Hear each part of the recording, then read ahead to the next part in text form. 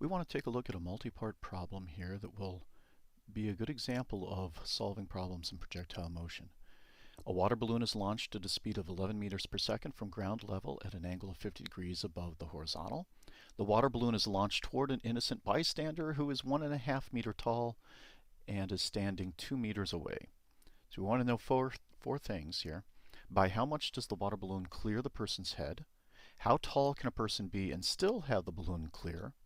How fast is the balloon traveling when it is directly over the person's head in part A?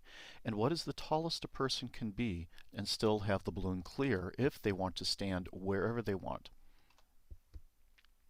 Okay, the first thing we need to do to set this up is turn the story problem into a drawing. So let's lay down our ground.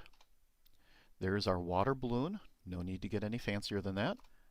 We have our person standing 2 meters away from the point where the water balloon is launched and 1.5 meters tall. And the water balloon is launched at a speed of 11 meters per second in a direction of 50 degrees above the horizontal. We now want to draw the path of the water balloon, and here we need to be a little bit careful. There is nothing in the first part of the problem that says that the person is standing underneath the point of maximum height. So we need to be careful not to assume too much. There's a sample path. Next we need to figure out where the origin is and the axes. So we're going to place the origin where the water balloon is launched, and the axes are such that plus x is to the right and plus y is up. Now let's look back at the question that we want to answer. First question is the following. By how much does the water balloon clear the bystander's head? In this case we have information about where the water balloon is launched, and we want information about the height. So what we're really looking for is that vector right there, that length between the top of the head and the position of the water balloon when it is directly overhead. So what we're going to do is choose an initial event of just after the water balloon is launched, and then the final event is the balloon over the bystander's head. Let's lay out our table now. What do we know, what do we not know? And as for projectile motion problems, we're going to split this into two tables, the vertical and the horizontal. So the first thing we show here is what we know about the position of the water balloon when it's over the bystander's head. We know the horizontal position is 2 meters. We have no idea what the vertical position is, and in the end that's really what we're trying to find with a little bit of an adjustment. Next, the velocity of the water balloon just after it's launched. So the initial velocity in x and y are represented by those two components. And we have the x component being 11 times the cosine of 50 degrees. Y is 11 times the sine of 50 degrees. We really don't know much about the velocity directly overhead. We do not know the y component of the velocity. Now later on we'll remind ourselves that we do know the x component because the acceleration in x is 0. The acceleration in the y direction is 9.8 meters per second squared down because gravity is the only force acting on this. And since plus y is up, we're going to call the acceleration negative 9.8 meters per second squared. We've drawn things out. We have a good set of coordinates. We know what our initial and final conditions are. At this point, we now need to look for what we want to solve. Time is also unknown, and this may come into play here. So let's see. We are interested in basically the vertical position of the balloon when it is directly over the bystander's head. So we want the variable y to be solved.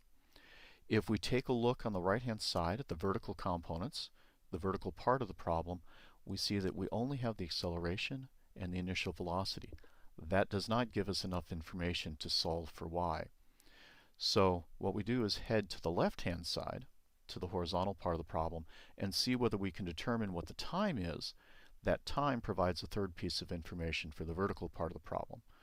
And sure enough, we know the distance traveled horizontally, we know the velocity horizontally, and therefore we can solve for the time. X is equal to v times t, remembering that these need to be the components of the velocity in x.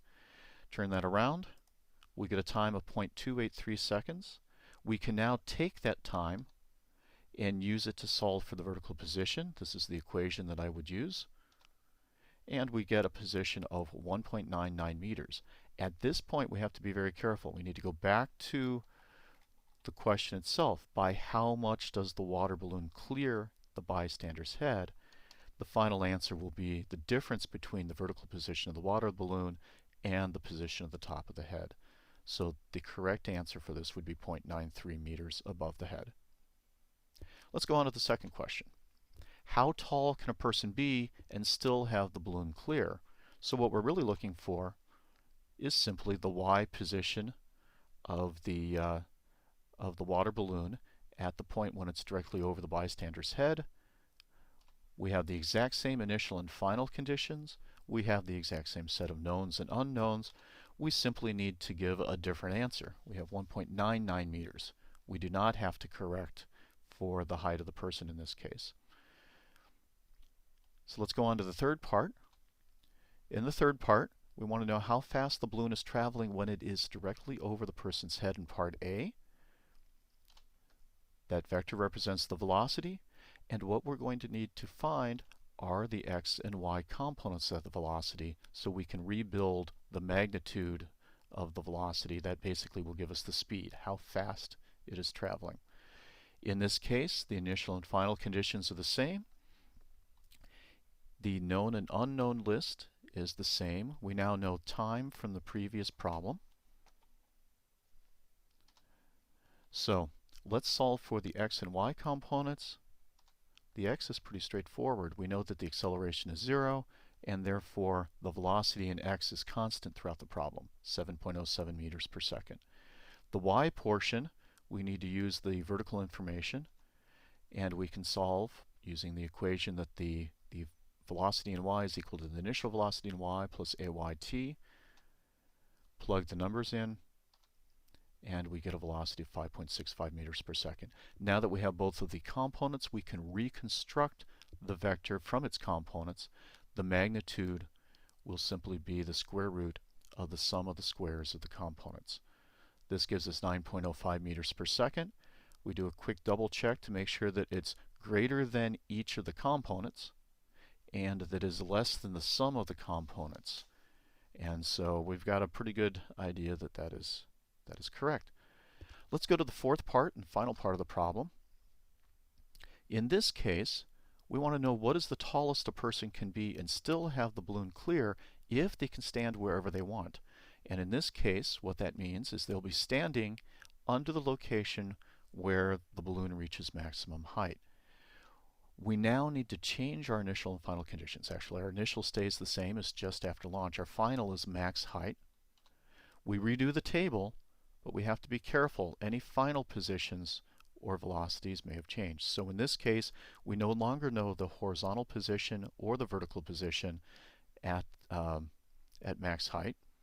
We do know the y component of the velocity, because the y component of the velocity will be 0 at maximum height.